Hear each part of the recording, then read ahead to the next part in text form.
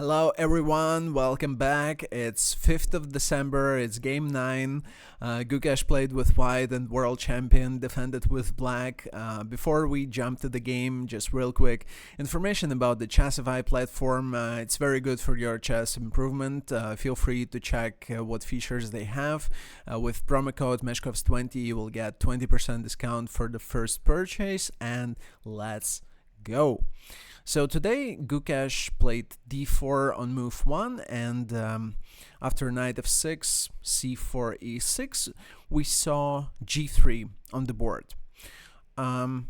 So usually with this move order, white wants to avoid any sort of queen's Indian, and that's why b6 usually is met with bishop g2.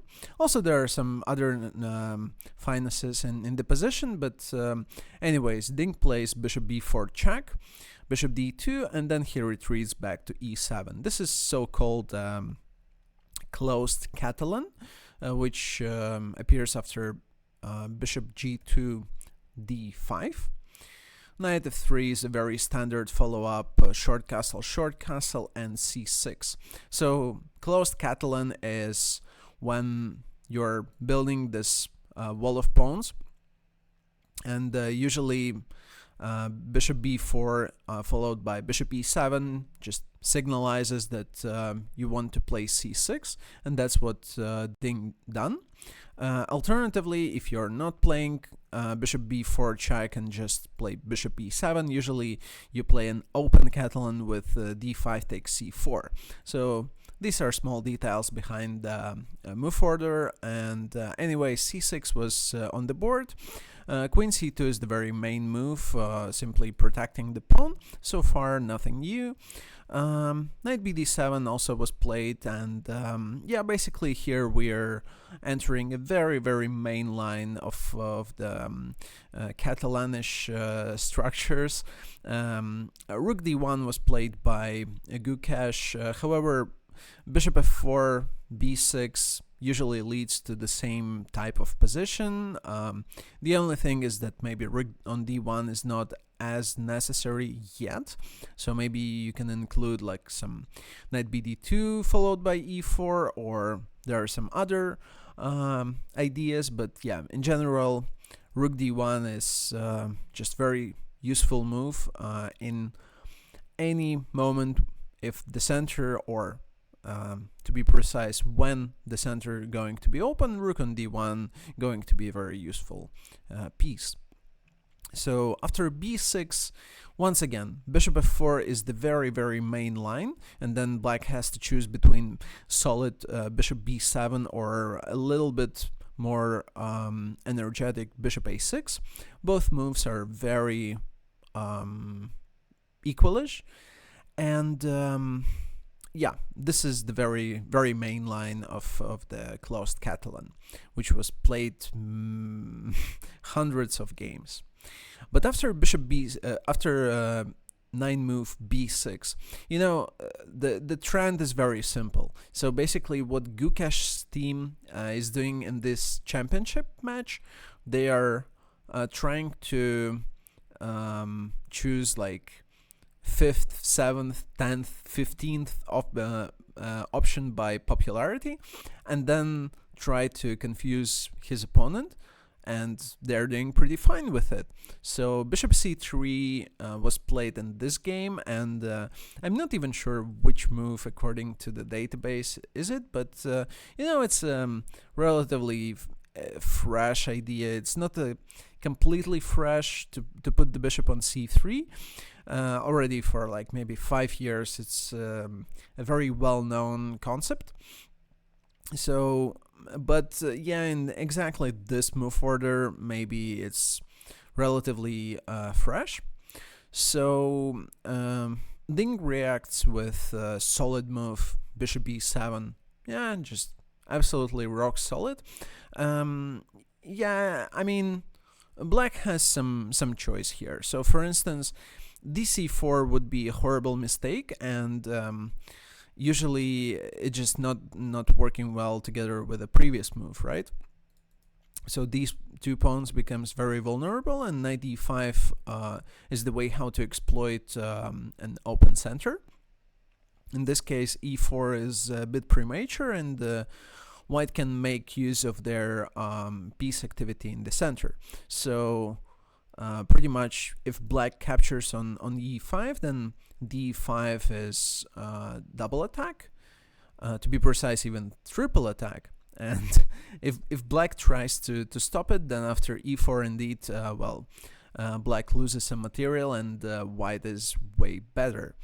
Also, knight d7 is a typical approach to react here, but white can capture on c6. White can play knight a3, recapturing either pawn on c4 or after b5, knight b5. Anyways, this position is clearly better, so dc4 is quite a mistake here.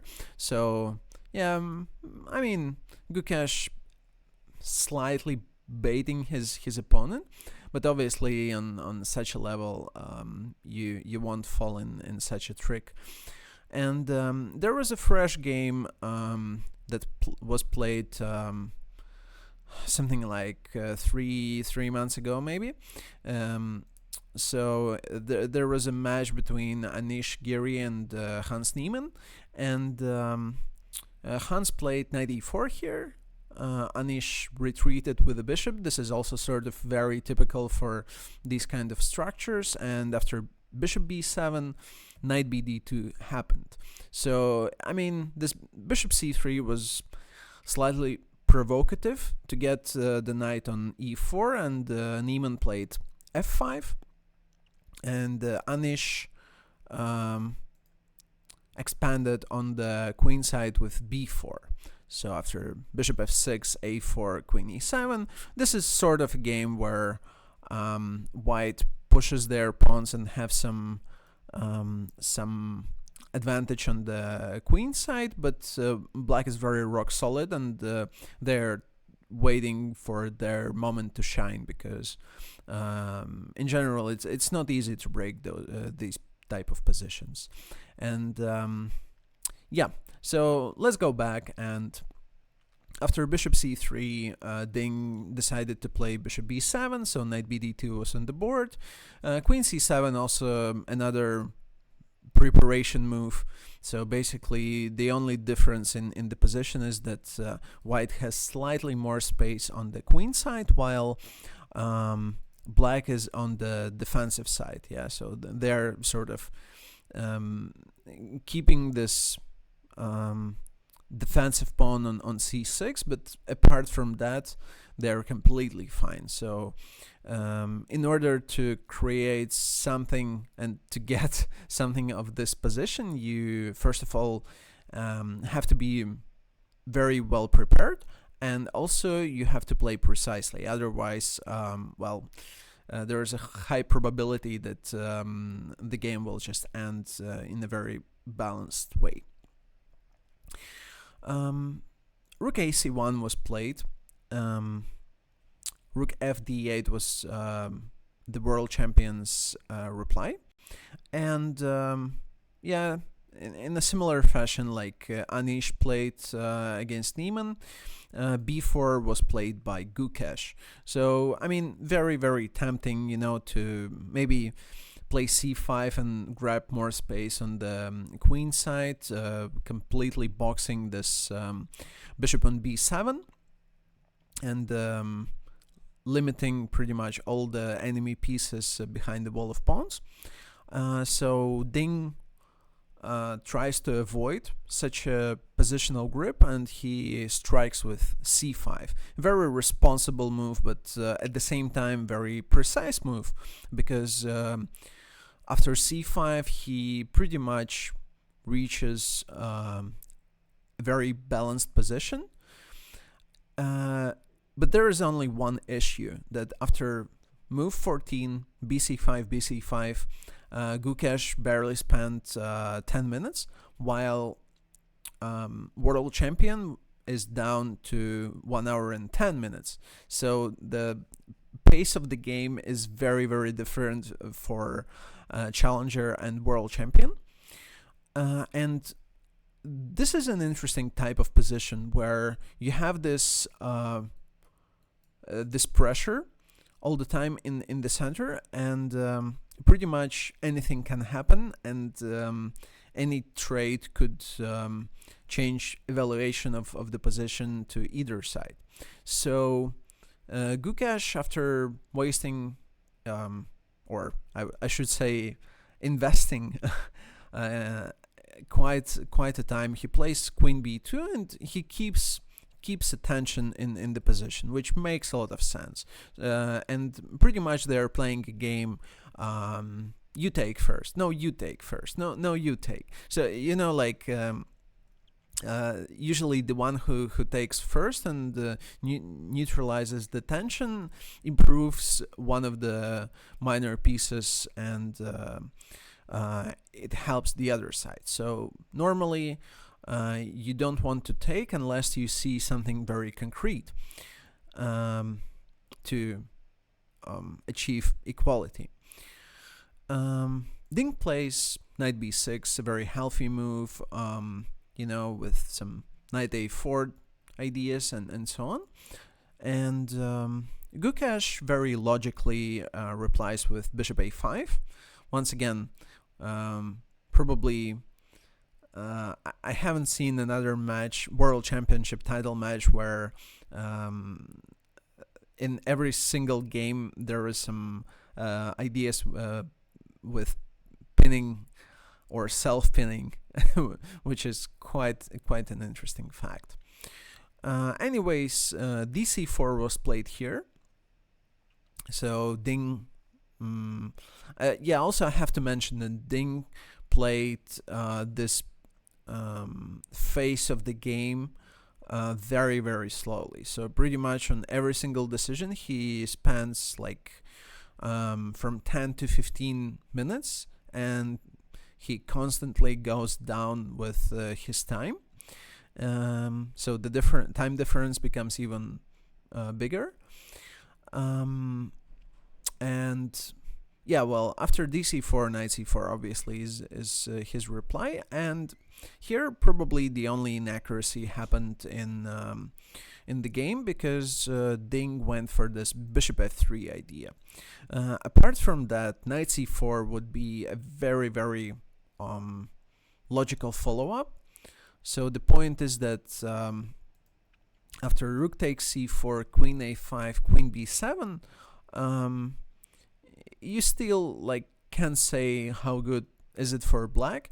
And in a post-game conference, Ding mentioned that he simply missed knight d7 move, and knight d7 clearly deserves an exclamation mark, because it completely neutralizes white's intentions in this position. So rook a b8 is sort of almost pre-moved, and dc5 leads to knight c5, so most likely white could lose something here, unless I miss something, maybe after rook d8, queen d8, and it seems like a very balanced position. So maybe because of the lack of time, but world champion missed this knight d7 resource, and instead he went for bishop f3. Not a bad move. So obviously no one is going to fall into such a trick, because after knight c4, white loses some material, most likely after taking, and rook takes d8.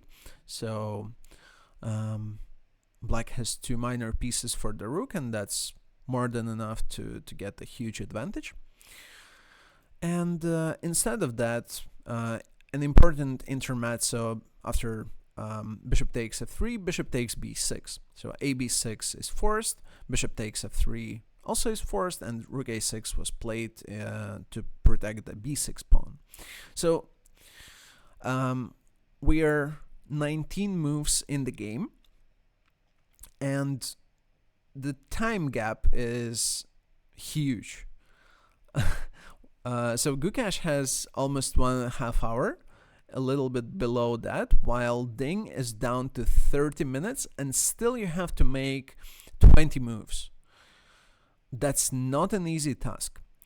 The good thing about this position is it's relatively simple to play, because different tendencies to neutralize central pawns most likely leads us to a position where, first of all, it's quite symmetrical. Also, we have opposite bishop color ending potential, and also it's not so easy to avoid these traits. So yeah, still Gukesh had such a chance here, but it was completely missed by him. So he could have played knight e5 with the idea to invade to c6, but I think to win a game you need to find such a resources. Otherwise, it's just not enough to break through and gain a victory. Instead of knight e5, he spent, I think, about 15 or 20 minutes and played queen b5. Sorry, even less than that. I think about 10 minutes here, which is not optimal time management, I would say, once again. So in this match, for some reason, almost in every single game happens the same thing. Gukesh plays much faster in the opening phase because he's better prepared and he's more confident, and his team has better ideas overall. So Ding struggles a lot, but for some reason when he's down to 30 minutes, he turns on different mode and plays like a beast, and Gukesh can't really handle and create anything. So after queen b5, which was a mistake, Ding plays, again, perfect chess. So he takes on a2, knight b6, and I'm pretty sure he missed or misevaluated this queen a7 move, which is clearly deserves an exclamation mark, because rook a5 is the main idea. So if you take on c5, then I trade first on d1, and then I play rook a5. So no matter where you go, I just collect the pawn. I take c8 square under control. Let's say rook a1 just leads to rook a5, and there's nothing you can create, and it's just 4 against 4 and on the same king side. So yeah, the game is pretty much over. So Gukesh, I think, invested about half an hour here desperately trying to find a single option to keep some life in this game, because tomorrow is a rest day, and they won't play a game. And in the next phase of the match, Ding is going to have 3 out of 3 games 2 white pieces. So yeah, he thinks for about half an hour and then plays queen b1. The idea is very simple. After rook b8, he wants to take. So if you take bishop takes c5, it's a little bit premature, because rook c5 leads to extra piece for white, because after rook b6 there's rook d8 mate, so some back rank issues, and that's why black simply plays rook a6, preparing this idea. So pretty much there's no difference what move white is making here, queen b5 or any other move. Bishop c5 is not a surprise at all, because after white captures, queen takes b6 is a move, And yeah, the point is that after queen c8, we can always play knight e8, and we're completely fine. So it's not enough, and yeah, at this point, after they traded queens, it was clear that it's going to be another draw. And even though you can still play with a knight on against bishop on one side of the board, so knight traditionally is a little bit stronger, but yeah, of course it's not convertible. So they made 20 more moves, and I don't think I have to comment a lot here, because pretty much they just shuffled pieces here and there, traded a little bit some pawns and then minor pieces. And even though Gukesh played slightly inaccurately, but of course you can't really make use of these damaged pawns, because in this moment they got also half an hour, so you can't attack these pawns the way that white loses control completely. So pretty much white is just chilling, Gukesh is chilling, Ding is chilling, everyone is chilling, and as soon as king f5 comes closer, then check, e5, and they trade more pawns, trade everything, and in the end of the day we have two kings on the board, which means handshake and another draw, and score in the match is still equal, balanced, leveled. So tomorrow is the rest day, and we are going to see Ding playing with white pieces in the next game, the day after tomorrow. Thank you very much for your attention. Stay tuned, and see you soon again.